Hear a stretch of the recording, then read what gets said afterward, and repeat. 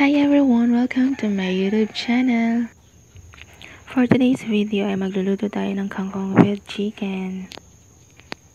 Intro lang tayo guys.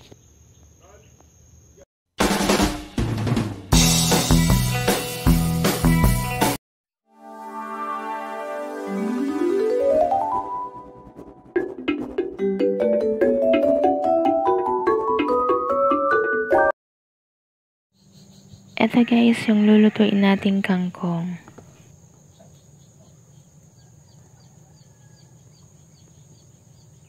Tara guys, umpisa na natin. Una natin gagawin ay lagyan ng soy sauce ang ating chicken.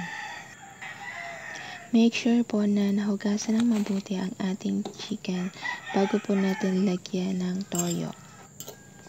At kailangan nahiwa na din po. Kayo na po bahala kung gaano kanipis or kakapal ang paghiwa ng inyong chicken breast. Ayan, nahalo na natin. I-set aside lang natin yan.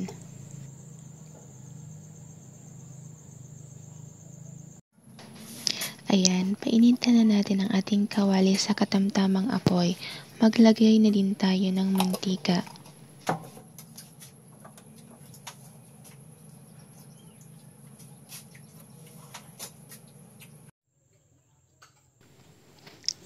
At kapag mainit na ang ating mantika, ilagay na natin ang ating hiniwang bawang. Ang sunod nating ilalagay ay ang hiniwang sibuyas.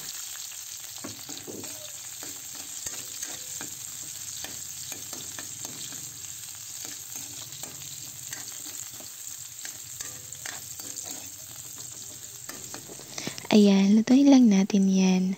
At ang isusunod naman natin ay ang kamatis.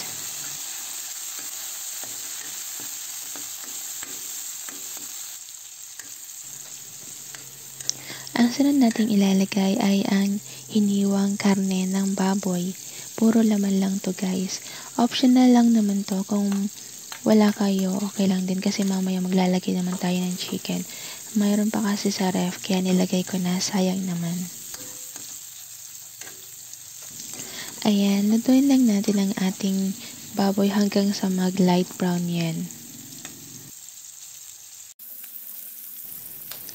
Ayan, sa mga nakaabot na po sa part na to at hindi pa po kayo nakasubscribe, please subscribe na po para madagdagan naman ang ating subscribers. Thank you and God bless!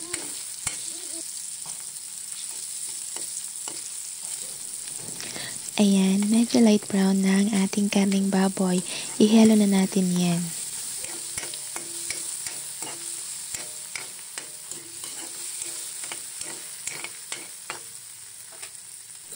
Ang sunod natin na ilalagay ay ang chicken.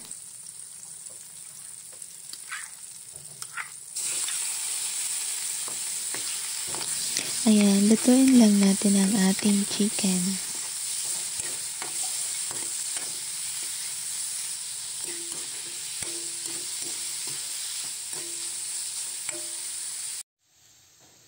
Maglagay na din tayo ng asin.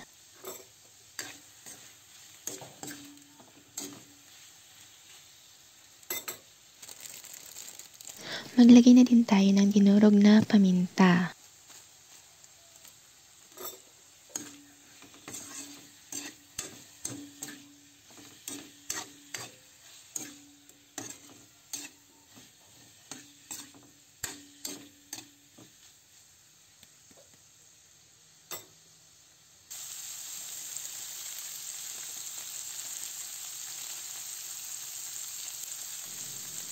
Lagyan na din natin ito ng pampalasa.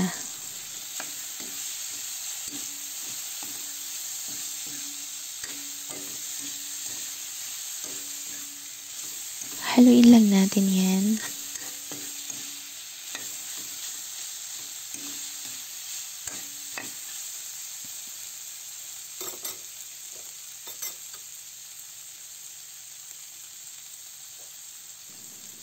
Ayan, isunod natin ilalagay ay ang ating kangkong.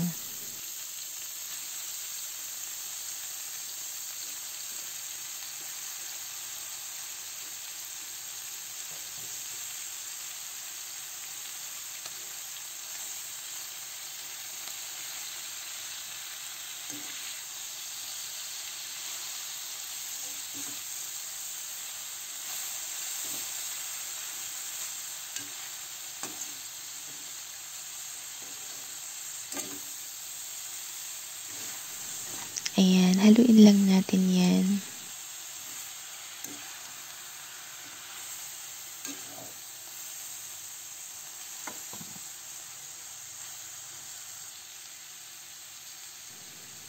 Ayan, lagyan din natin ito ng soy sauce para mas lalong sumarap ang ating kangkong. Ayan, haluin lang natin.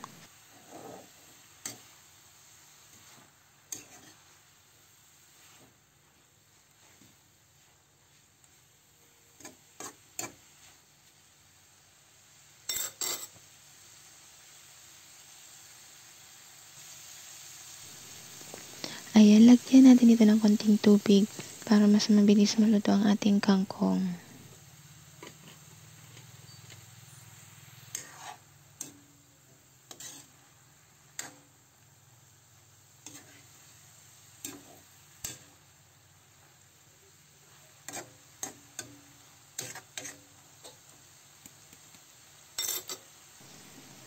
Ayan, haluin lang natin ito at takpan at lutuin natin ng mga 5 minutes lamang.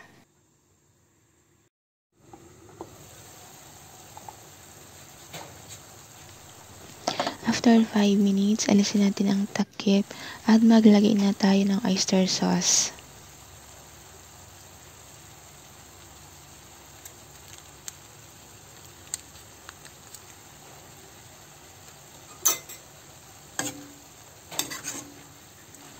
Lagyan din natin ito ng konting asukal. Gamit ko dito ay brown sugar.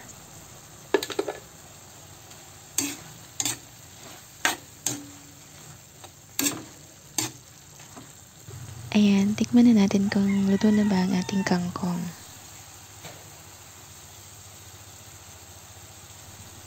Bigyan din natin ito ng isang kalamansi. Huwag nating isama ang buto.